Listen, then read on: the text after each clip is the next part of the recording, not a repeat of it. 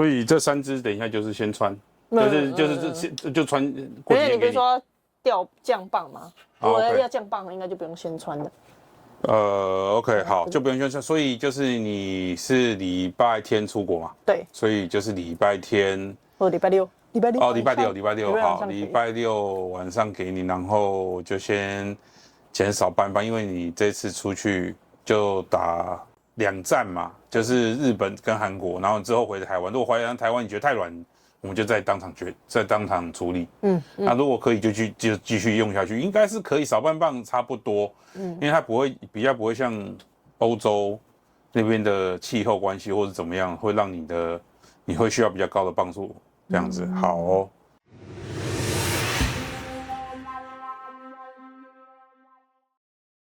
因为毕竟日本是奥运后的第一个比赛嘛，然后它又算是等级蛮高的比赛，所以问一下，日本公开赛是750，他们有1000的吗？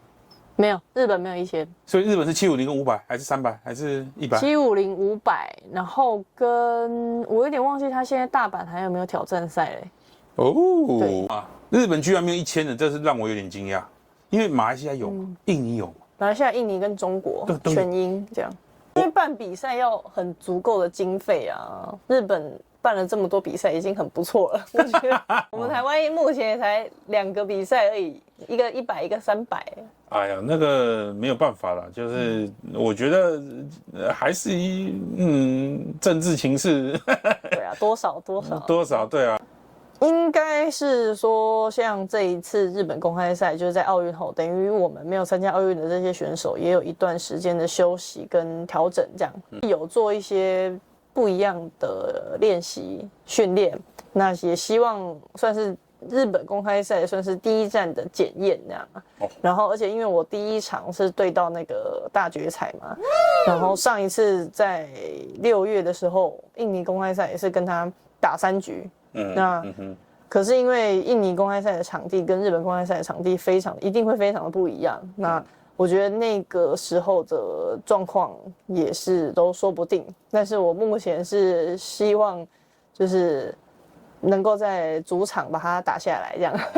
不过我相信他在奥运后，然后甚至在自己的主场打，一定会更希望拿下这场胜利，所以我觉得自己也是一定要做很多准备啦。但是我觉得他应该会更在状态中吧，因为毕竟他先打奥运了嘛，然后他的准备，但是也相对的比较累啦，因为在去法国，毕竟有时差。我们跟你讲，我一直觉得大裤仔跟你长得其实有点像，他就是一个悲哀版，你就是一个欢乐版。对啊，人家是那个羽球美少女，怎么可以这样子？这次我看赛程蛮多台湾的选手有去，这一次有报上750的，蛮开心的。尤其是那个谁，我们之前你知道芝麻，我们有拍到他，他就那时候一直跟我们讲说啊，他都报不到，连100的都报不到。其实，在奥运积分确定之后，很多大比赛他们应该都报得上了。对啊。奥运后很多选手都要休息啊，所以我相信是就几率很高，大家都报得上。就是日本协会不是说奥运后，他们的就是协会说没有经费嘛，所以只出就是超级赛，我不晓得有没有到500，反正就说只出大赛的的比赛的经费。所以他们现在很多比赛之后，你都会看到很多选手是穿他们球队俱乐部的衣服因为他们前阵子就是爆出协会协会有人做账不清啦。日本人现在选手就越来越需要知名度跟找赞助商啦。对啊，所以肯定。可是他们自己职业队的，我觉得经费应该就还不错吧，因为他们一队不会很多人。对啊，但是我是想说，看有没有机会，赶快介绍一些选手给我拍影片。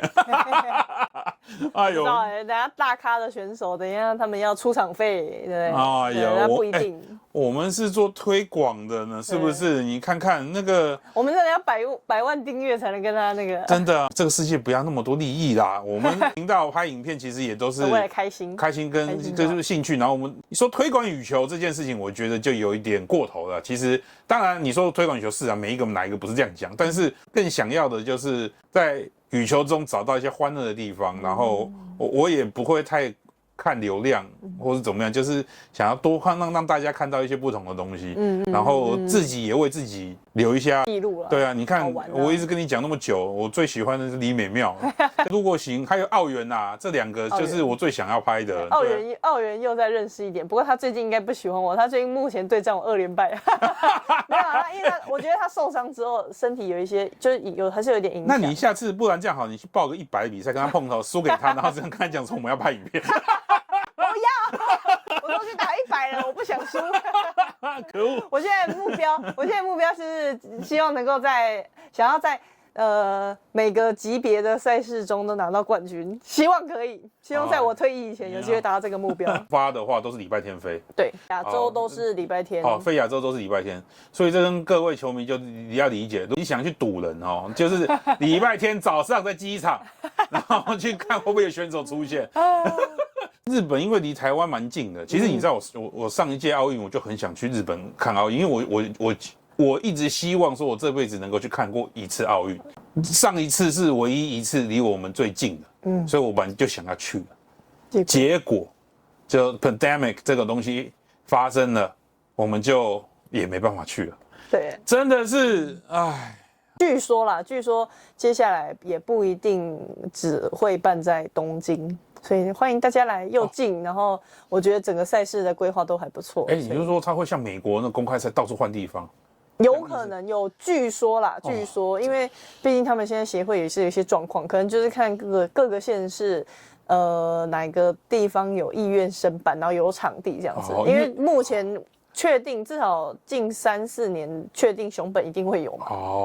近3、4年熊本一定会有，因为熊本这个是签4年啊，去年开始第1届啊，很有趣啊。对，所以至少到日本公开赛是一个，如果你有意愿出国看我们羽球比赛的话，是一个很不错的选择，因为近嘛，然后日本的吃住，大家我觉得相对的品质都很不错啊。对，就是不止看球赛，可以去吃吃喝喝，买东西，逛逛街这样子，然后我觉得日本自己当地又有很多明星球员会参赛，所以我觉得日本公开赛是往后如果大家想要出国看比赛的话，一个不错的选择。